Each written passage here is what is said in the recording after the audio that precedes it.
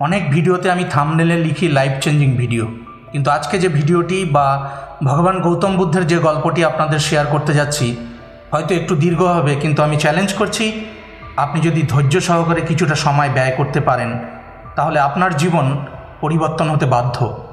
সবশেষে এই ভিডিওতে রয়েছে জীবনের সেরা উপলব্ধি। এই ভিডিও থেকে পাওয়া সেই সেরা উপলব্ধি মানে শেষ পর্যন্ত যদি না শোনেন তাহলে আপনি অনেক কিছুই মিস করে যাবেন। তাই স্কিপ করবেন না, শেষ পর্যন্ত জীবন সম্পর্কে আসল উপলব্ধিটুকু নিয়ে যান আজকের আমার এই ভিডিও থেকে। বন্ধুরা, এবার চলে যাচ্ছি গৌতম বুদ্ধের সেই জীবন পরিবর্তনের গল্পে। একবার ভগবান গৌতম বুদ্ধ এবং তার এক প্রাণপ্রিয় শিষ্যকে নিয়ে ভ্রমণে বেরিয়ে সারাদিন ভ্রমণ করে পরিশ্রান্ত ক্লান্ত হয়ে সন্ধ্যাবেলায় কোনো এক গ্রামের এক কুটিরে তিনি আশ্রয় নেন। তারা কুটিরের গৃহস্বামী অত্যন্ত নিজেকে সৌভাগ্যবান মনে করে গৌতম বুদ্ধ এবং তার শিষ্যকে নিজের কুটিরে উপস্থিত যা ছিল গরিবের সংসারে সেই চিড়ে, নাড়ু, মুড়ি ইত্যাদি দিয়ে সন্ন্যাসীদের আপ্যায়ন করেন। বুদ্ধদেব এবং তার শিষ্য অত্যন্ত প্রসন্ন হয়ে ভোজন শেষ করবার পর ভগবান বুদ্ধদেব কৌতূহলবশত গৃহস্বামীকে কয়েকটি প্রশ্ন জিজ্ঞাসা করেন, যেমন তার সংসার কিভাবে চলে এবং তার আয়ের উৎস কী। গৃহস্বামী জানান যে তারা খুব গরিব, তার একটা গরু আছে, সেই গরুর দুধ বিক্রি করে কোনো রকমের তার সংসার চলে। বুদ্ধদেব আরও জিজ্ঞাসা করেন তার কুটিরের চারপাশে যে এত জমি পড়ে আছে, পুকুর রয়েছে, এই সম্পত্তির মালিককে। গৃহস্বামী উত্তর দেন, আগে এ সম্পত্তি সবই আমারই। ভগবান বুদ্ধদেব বলেন, এত সম্পত্তি যদি আপনার হয় তাহলে পুকুরে মাছ চাষ করে জমিতে ফসল ফলিয়ে আপনি তো অনেক অর্থ উপার্জন করতে পারেন, করেন না কেন? তখন গৃহস্বামী তার উত্তরে বলেন, আসলে সন্ন্যাসী মহারাজ, আমার সাহস হয় না, মনে আমি বল পাই না, এত জমি কি করে দেখাশোনা করব? তারপর চাষাবাদ করে ফসল ফলানো কি আমার দ্বারা সম্ভব হবে? আমার মনে হয় আমি এসব করতে পারবো না। তার থেকে বরং গরু দুধ দেয়, গরুর দুধ বেচে যেটুকু আয় হয় তাই দিয়েই কোনো রকম সংসার চলে যাচ্ছে আর কি।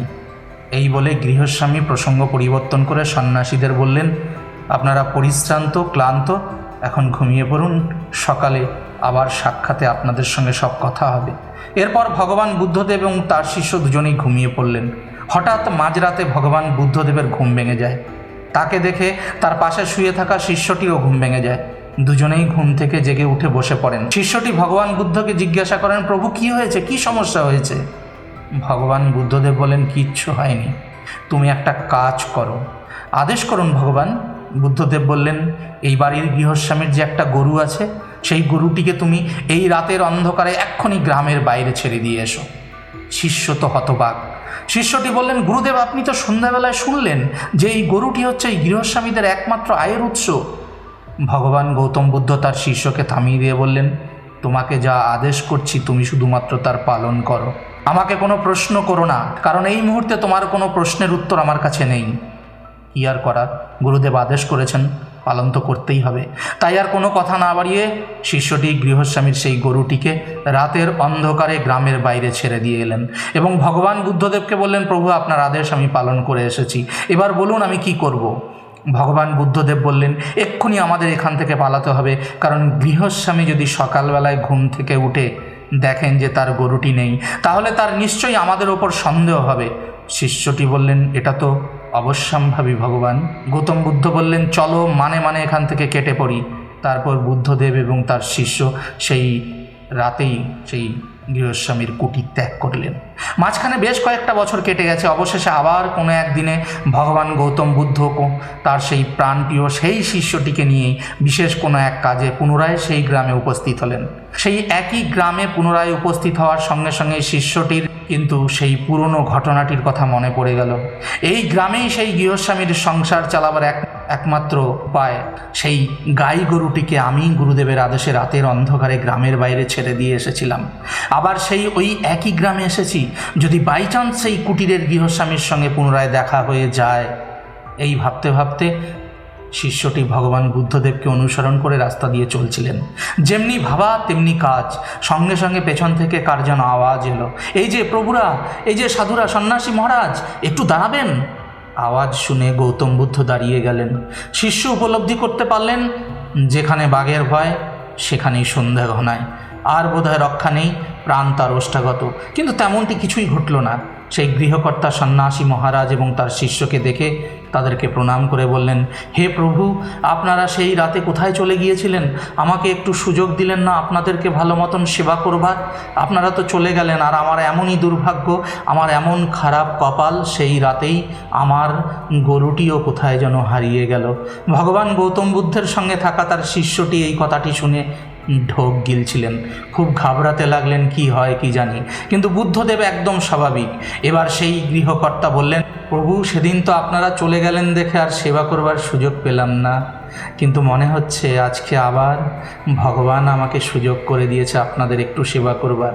যদি একটু কষ্ট করে এক্ষুনি আপনারা আমার কুটিরে আসেন, আমাকে আপনাদের সেবা করবার একটু সুযোগ করে দেন, তাহলে আমার আত্মতৃপ্তি হবে, কারণ সেদিন তো আপনাদের জন্য কিছু করতে পারিনি। আসুন, আপনারা আমার কুটিরে আসুন না। শিষ্যটি ভয় পাচ্ছিলেন ঠিকই, কিন্তু গৌতম বুদ্ধের চেহারায় কোনো সংকোচ, কোনো ভয় বিন্দুমাত্র তার লেশ দেখা গেল না। বুদ্ধদেব বললেন, ঠিক আছে, আপনি এত করে আমাদের আপ্যায়ন করছেন, এর আগেও করেছেন, অবশ্যই আপনার কুটিরে যাব, চলুন। আগে আগে গৌতম বুদ্ধ চলতে শুরু করলেন, আর তার পেছন পেছন তার সেই সন্ন্যাসী শিষ্য সেই কুটিরের দিকে রওনা দিল।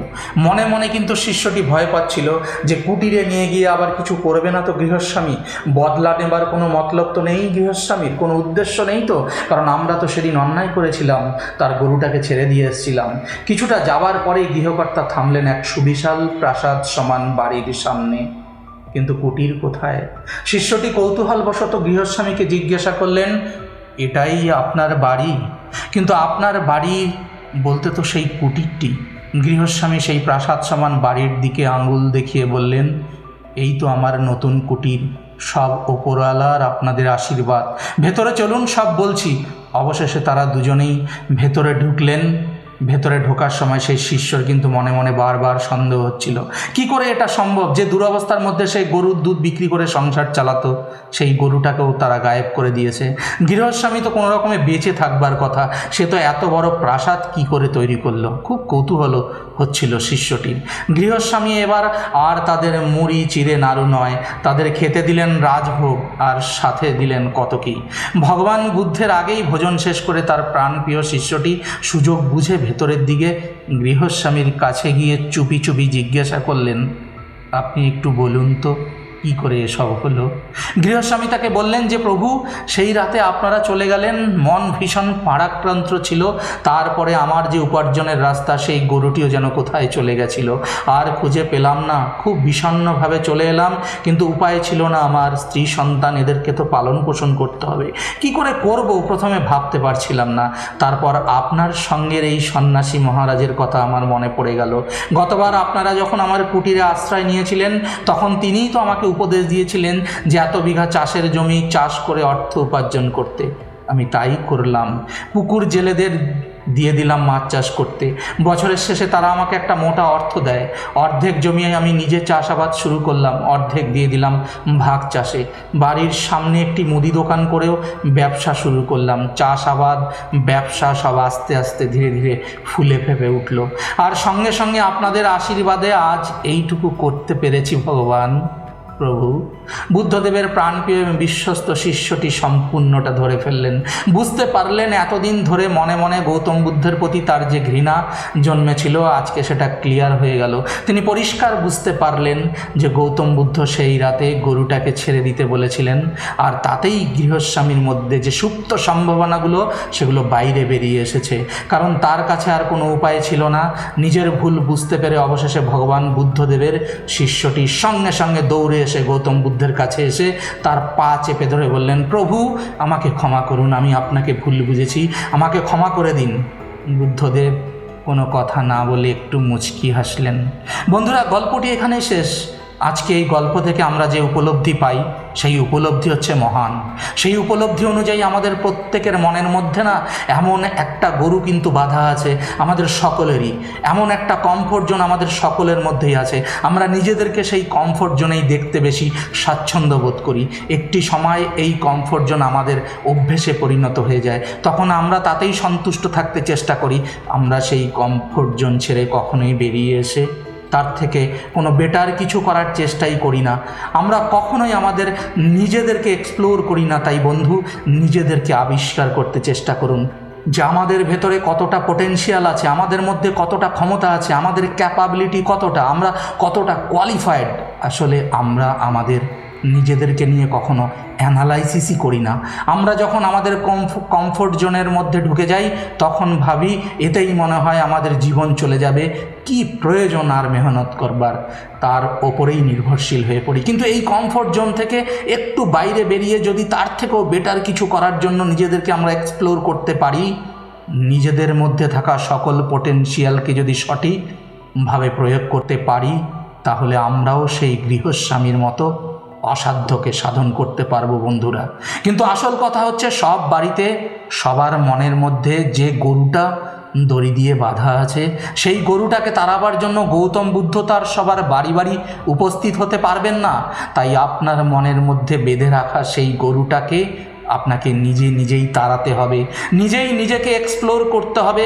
তাই বন্ধু, নিজেকে জানুন, নিজেকে আবিষ্কার করুন, নিজের ক্যাপাবিলিটি, নিজের স্কিল, নিজের কোয়ালিটি সব কিছু আবিষ্কার করবার পর করে দেখান বা হয়ে দেখান এমন কিছু যা গোটা দুনিয়া করতে চাইবে বা হতে চাইবে ঠিক আপনারই মতন।